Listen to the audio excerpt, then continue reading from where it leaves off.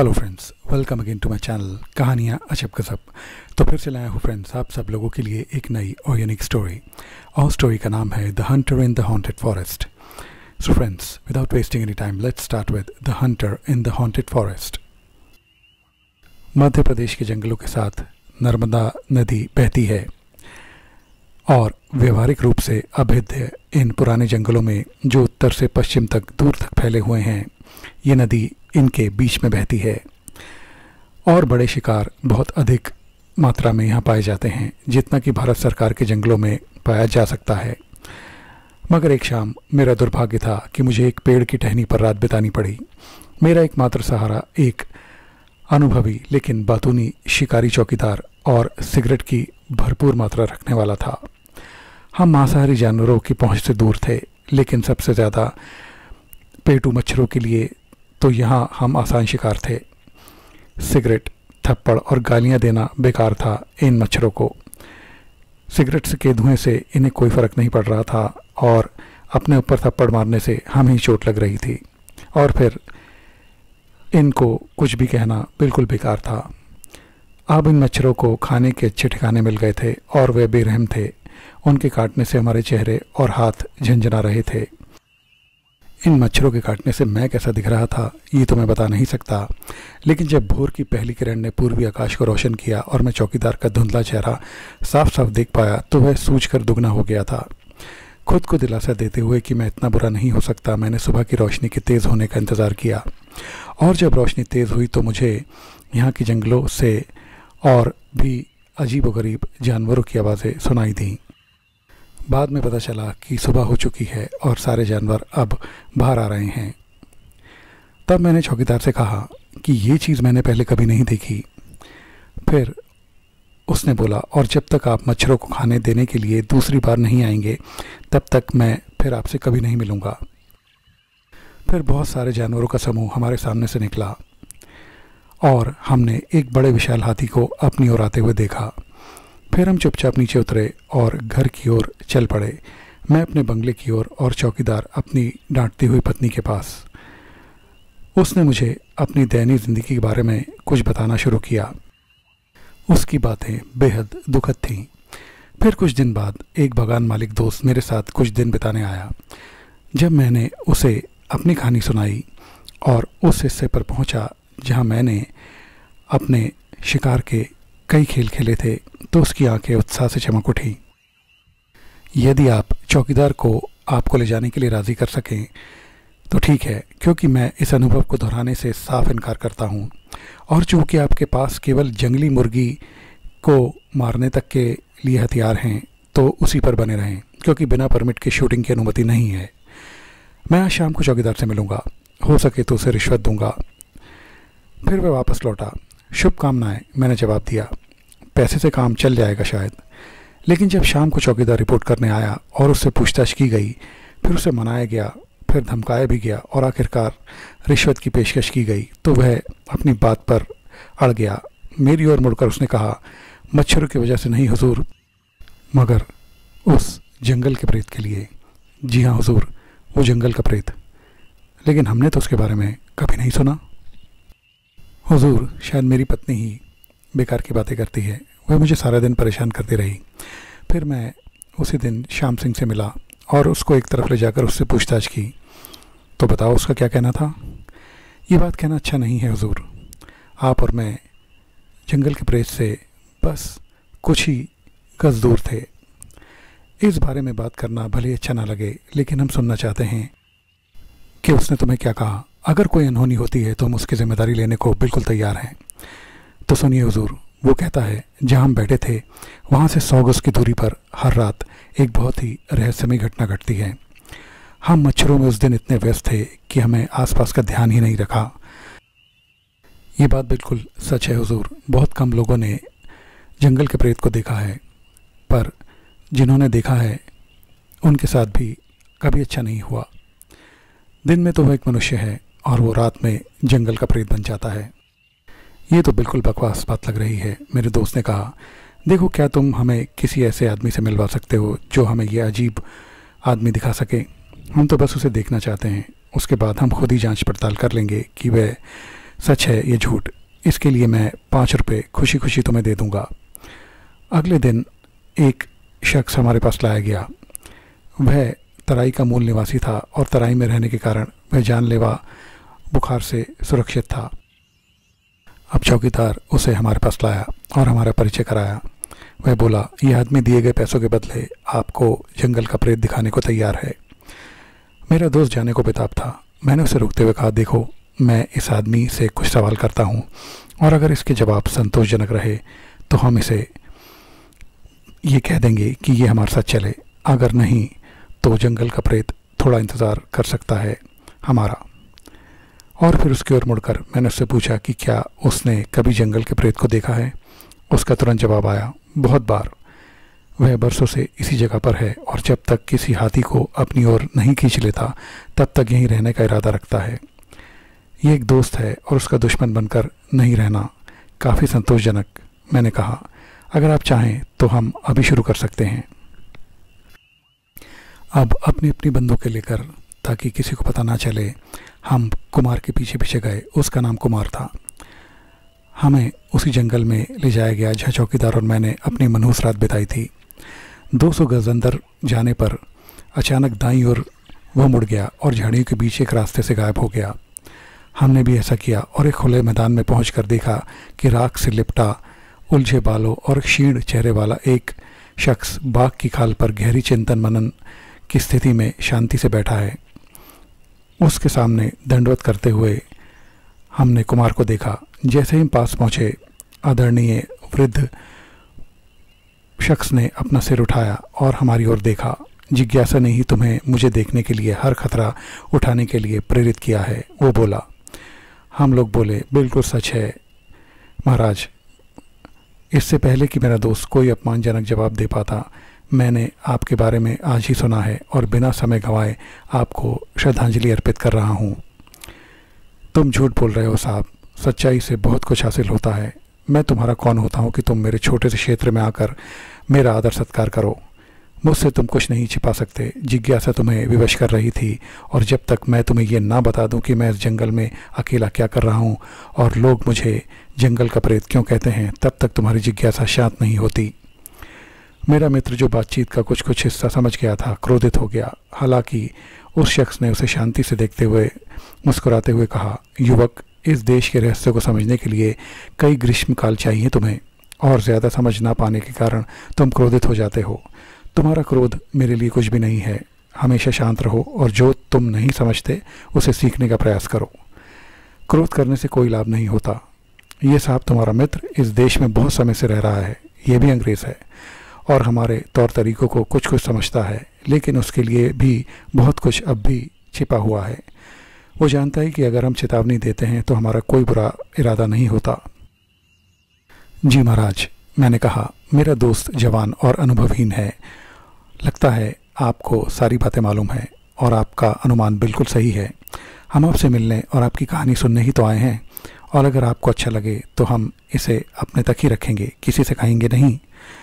सुनो साहब, अगर पूरी दुनिया मेरी कहानी जानती भी है तो कोई बात नहीं, लेकिन अगर आप इसे दोहराएं तो मैं आपसे ज़रूर कहना चाहूँगा कि मेरे राज्य का जिक्र ना हो, क्योंकि मेरी एकमात्र इच्छा सिर्फ शांति है। बाद में मैं इसे छोड़कर फिर से लोगों के बीच जा सकता हूँ, लेकिन ऐसा तब तक नहीं हो सकता जब तक मैं कोई दोस्त ना बना लूँ। अब आप लोग सुनिए। दुनिया में मेरा एक ही दुश्मन है, वो एक ख़तरनाक हाथी है जो अब भी हमें दूर से देख रहा है। ये एक अप्रिय समाचार था और हम इधर उधर एकदम से देखना शुरू करने लगे। तभी वह शख्स हंसा। अरे, डरने की कोई बात नहीं है। जो लोग मुझ पर नज़र रखते हैं उन्हें उसके आने की खबर मिल जाती है।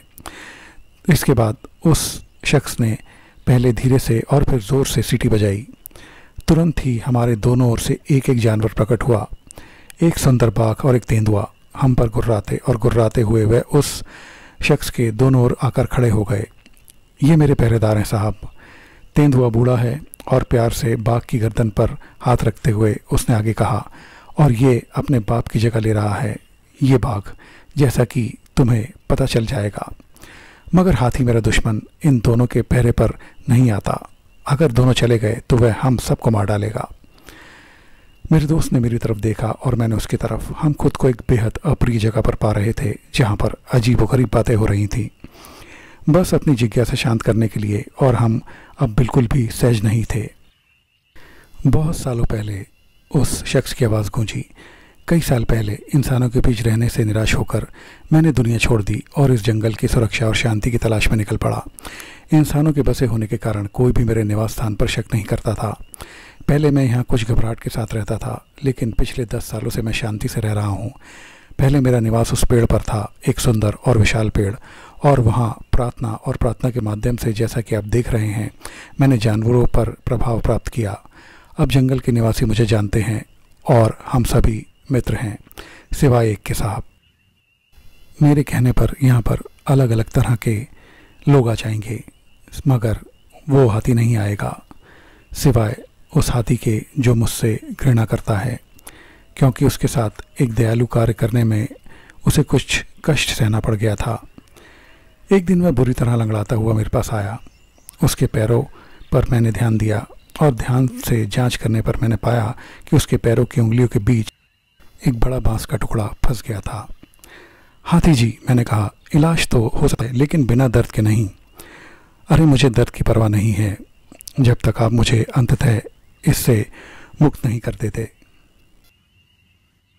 तो साहब, मैंने कांटा तो निकाल दिया, और ऐसा करते हुए मेरी जान जाते जाते बची, क्योंकि उस खतरनाक प्राणी ने मेरे तरीकों से क्रोधित होकर मेरी जान लेने की पूरी कोशिश करी।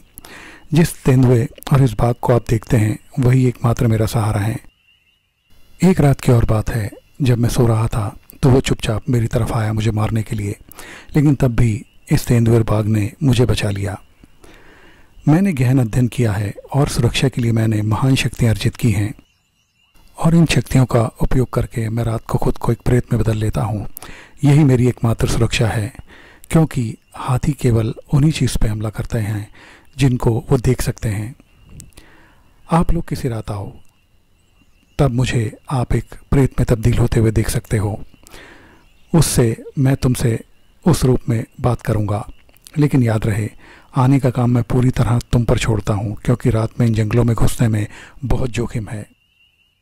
मगर तुम उस रात, जिस रात तुम आना चाहते हो, जिस हाथी पर सवार होकर आने का निश्चय कर रहे हो, उसे इस शख्स से यानी कुमार से चलवाना। अब जाओ दोस्तों, देर हो रही है। मैं बाघ को जंगल के किनारे तक तुम्हारी रक्षा के लिए भेज रहा हूँ। मैंने उस शख्स को बहुत धन्यवाद दिया और अपने मित्र के साथ चुपचाप वहाँ से चल पड़ा। कुमार पीछे पीछे आ रहा था। जैसे ही हम जंगल के किनारे पहुँचे, एक पीली रेखा हमारे पास से गुजरी। हम समझ गए कि ये बाघ है, जिसने अपने स्वामी के निर्देशों का पालन किया है और हमारी रक्षा की है। जंगल से पार निकलते ही अब मेरा दोस्त खुद को और रोक नहीं पाया। उसने पहले तो बुरी तरह कसम खाई और फिर एक लंबी सी बात कही। उसने कहा, अगर मैंने किसी को भी बताया कि आज हमने क्या देखा है, तो मुझे क्या ये समझा जाएगा कि मैं दिमाग से थोड़ा पैदल हूँ या बिल्कुल पागल हूँ। पौराणिक और रहस्यमयी भारत, मैंने कहा, क्या हम इन सभी चीज़ों को कभी पूरी तरह से जान पाएंगे? खैर, हम वही देखते हैं जो हम देखने की इच्छा रखते हैं, बस सतह वाली चीज़ें। लेकिन हमेशा बहुत सी चीज़ें हमसे छिपी रहती हैं। जब आप ऐसे किसी शख्स से मिलते हैं तो आप बहुत ज़्यादा प्रभावित हो जाते हैं। हाँ, ये तो है, एक जिंदा आदमी लेकिन एक जंगल का प्रेत। यकीनन आप एक पल के लिए भी उस बकवास कहानी पर विश्वास नहीं करते जब तक आप ऐसे किसी शख्स को देख नहीं लेते। और फिर इसके विपरीत हर शब्द 2 दिन बाद सूर्यास्त के समय हम चलते हैं और कुमार को अपने साथ ले जाएंगे। मैं तुम्हें याद दिला दूं, तुम्हारे 5 रुपये बकाया हैं। कोई बात नहीं, पैसों का हिसाब तो हम बाद में भी कर लेंगे। फिर 2 रातें बीत गई और जिस दिन हमें सूर्यास्त के समय निकलना था, उस दिन सुबह के समय मेरा मित्र घबराहट से पीड़ित था। मैंने उससे कहा, अरे चलो, जाना छोड़ देते हैं। नहीं, बिल्कुल नहीं, किसी भी चीज़ के लिए नहीं, उत्तर मिला। जब समय आने पर प्रस्थान हुआ और 1 घंटे के बाद वो खुश था। हम इधर उधर देख रहे थे, ये जानने के लिए कि हम उस शख्स के निवास पर पहुँचे या नहीं। फिर सूरज डूबने के साथ ही जंगल का सारा प्रकाश बुझ गया। कुमार चुपचाप जानवर को, यानी कि उस हाथी को जिस पर हम थे, उस शख्स के आसन की ओर ले गया और उससे 10 गज की दूरी पर रुक गया। बाघ की खाल, चिमटा और लौकी का कटोरा अपनी जगह पर थे, लेकिन उस शख्स का कोई निशान नहीं था, यानी कि जंगल के प्रेत का। बाघ की खाल के सामने एक सफ़ेद धुआं उठ रहा था और जैसे ही हम उसे देखते थे वह और ज़्यादा गहरा हो गया। तो आपने अपनी जिज्ञासा शांत करने के लिए जंगल के खतरों का सामना किया है। स्वागत है आप लोगों का। कुछ मत कहिए हुजूर, कुमार ने फुसफुसाते हुए चेतावनी दी। 1 मिनट बीता और फिर वही आवाज़ आई, अरे गोरे लोगों, जो डर तो नहीं दिखाते फिर भी उसे महसूस करते हैं। मैं जंगल का प्रेत इस सफ़ेद धुएं के बीच से तुमसे बात कर रहा हूँ। मैं तुम्हारा इंतज़ार करता रहा, जब तक मैं इंतज़ार नहीं कर सका तब मैं सफ़ेद धुएं में तब्दील हो गया, क्योंकि सूर्यास्त के समय मेरा दुश्मन आ गया था सामान्य से पहले, और मुझे उससे बचने के लिए अपने पास मौजूद एकमात्र उपाय से मजबूर होना पड़ा। वह अभी भी दूर मंडरा रहा है और हम लोगों को देख रहा है, लेकिन जब तक मैं ये सफ़ेद धुआं बना रहूँगा वह कोई नुकसान नहीं पहुँचाएगा। जंगल की गहराई में कोई और आवाज़ नहीं थी और केवल वह सफ़ेद धुआं ही उस शख्स की आवाज़ हमारी ओर पहुँचा रहा था। अब तुम लोग जंगल में रात बिताना चाहते हो ताकि देख सको कि भोर में मैं कहाँ से प्रकट होता हूँ। मेरी शक्ति पर तुम्हारा संदेह हमेशा के लिए मिट जाएगा। जब मैं अपने पहरेदारों को बुलाऊंगा तो ये धुआं कम हो जाएगा। और फिर वही जंगल में एक तेज़ सीटी बजी और बाघ की दहाड़ ने उसका जवाब दिया। वह लगभग तुरंत ही आ गए। वह तेंदुआ और बाघ हमारी उपस्थिति पर ध्यान दिए बिना और बाघ की खाल के दोनों ओर अपनी जगह बना ली। अब वह सफ़ेद धुआं धीरे धीरे कम हो रहा था। हम उसे मंत्रमुग्ध होकर देखते रहे। वह धुआं लगभग गायब ही हो गया था और ऐसा लग रहा था मानो बाघ उसी धुएं को देखता जा रहा हो, बड़ी ही उत्सुकता से। खाली बाघ की खाल की ओर देखते हुए हम उस जंगल के प्रेत को देखकर अब आश्चर्यचकित रह गए। वह अचानक प्रकट हुआ था, शांति से उस बाघ की खाल पर बैठा और वह बोला, मैं यहाँ हूँ नौजवानों, अभी इसी धुएं से निकला हूँ, मेरा विश्वास करो। फिर कुछ देर बाद वह सफ़ेद धुआं और गहरा गया और जल्दी जल्दी हवा की तरफ उठने लगा। तभी हम दोनों ने देखा कि बाघ की खाल पुनः खाली हो गई और जंगल की गहराई से शाखाओं के टूटने और पेड़ों की टहनियों के चरमराने की आवाज़ आई और एक क्रोधित हाथी की चिंगाड़ हमें सुनाई दी। इससे ये हमें अंदाज़ा हो गया कि वह शख्स कोई नहीं बल्कि वो क्रोधित हाथी ही था जिसकी कहानी उसने हमें सुनाई थी। चूँकि जब मैं और मेरा चौकीदार उस रात उस जंगल में उसके घर के पास रुके थे, तब हमने उसकी साधना को भंग कर दिया था और इससे वह अति क्रोधित था और बातों बातों में उसने यही कहा था कि अभी भी वो हाथी हम लोगों को देख रहा है। इसका मतलब ये था कि वो हम दोनों को देख रहा था। इसके बाद हम सारी कहानी समझ गए और कुमार को उस हाथी को जल्दी से वहाँ से जाने के लिए कहा और हम दोनों और कुमार उस हाथी पर जल्दी से उस जंगल से निकल गए। पर क्योंकि उसने हमें एक मौका दिया था इसलिए हमें कोई नुकसान उसकी तरफ से नहीं पहुंचा। ये कहानी अक्सर मैं अपने दोस्तों को जब सुनाता हूँ वो इस पर विश्वास नहीं करते, वो इसे एक मन से गढ़ी हुई कहानी मानते हैं। तो फ्रेंड्स, ये थी कहानी the hunter in the haunted forest. ये कहानी आपको कैसी लगी प्लीज़ कमेंट करके ज़रूर बताएं। मेरे चैनल को लाइक, शेयर और सब्सक्राइब ज़रूर करें और बेल आइकन प्रेस करना भी ना भूलें। मेरे और भी इंटरेस्टिंग वीडियोस आपको मेरे चैनल पर मिल जाएंगे, उन्हें भी अपने फ्रेंड्स और फैमिली के साथ ज़रूर एंजॉय कीजिए। फ्रेंड्स, अब आप महज सब्सक्राइबर्स नहीं फैमिली हैं, तो देखते रहिए कहानियाँ अजब गजब स्टोरीज फॉरएवर। और आप सब लोगों की बहुत अच्छी सेहत और ब्राइट फ्यूचर की कामना के साथ मैं लेता हूँ आपसे विदा। मिलते हैं मेरे अगले इंटरेस्टिंग वीडियो में, तब तक के लिए बाय बाय।